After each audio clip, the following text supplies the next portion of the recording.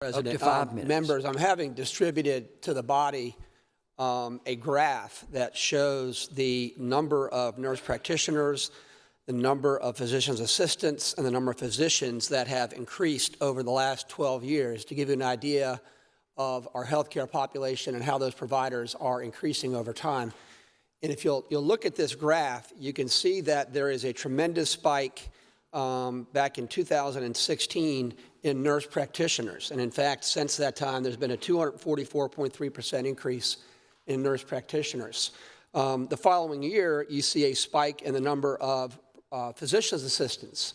That spikes 186.1%. That's a direct result of us passing legislation, as you'll recall, that expanded the scope of practice of nurse practitioners and physician's assistants to practice to their full scope of competency. Because what we had done is we had put in the code things that nurse practitioners and physician's assistants were allowed to do based on what they were trained to do back in the 60s and 70s. And so schools since then had expanded their curriculum. They became able to do more things, but the statute had not tracked that. So we went ahead and synced that up. So that allowed nurse practitioners and physician's assistants to practice to their full scope of competency.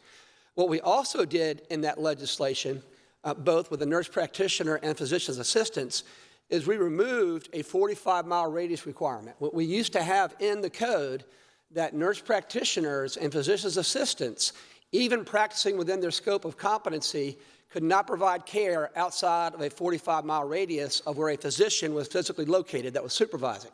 Most physicians, as this chart will show you, are in the urban areas and metropolitan areas. And so what that means is if you draw that 45-mile radius from that point where the physician is located in the urban areas, they could not get into rural communities. And so, we had throughout South Carolina not only a dearth of physicians in rural areas, we didn't have nurse practitioners and physician's assistants either because of that 45-mile radius requirement.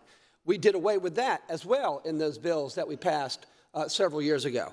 So I wanted to show that to you because right now, and built into the Nurse Practitioners Practice Act, is a requirement for the licensure to provide services in rural areas. Okay, that is not in a physician's standard of practice. They are not obligated to go into rural areas.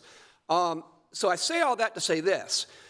Healthcare, primary healthcare in rural areas has improved in recent years because you have nurse practitioners going into those areas and physician's assistants. Now, there's a problem.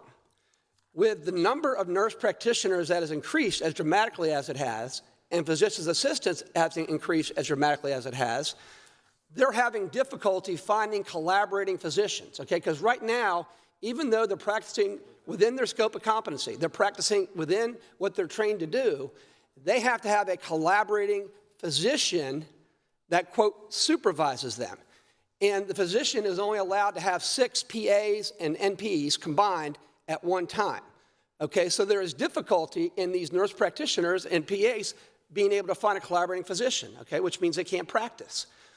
You also have, under this requirement for a collaboration with physicians, about a $2,000 a month right off the top that physicians charge nurse practitioners for the privilege of being supervised by them, which drives up costs to patients, okay? You also have nurse practitioners now not wanting to pay that $2,000 a month or not having to pay the per incident fees to the physicians, and they're leaving and going to other states.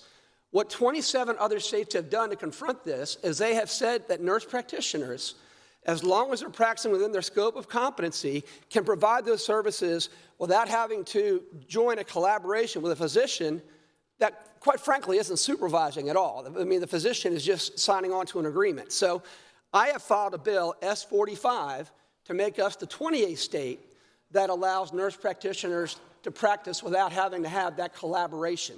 Now, as a practical matter, they're always going to involve a physician if it gets beyond their scope of competency because they're going to be sued for malpractice if they render services beyond that scope.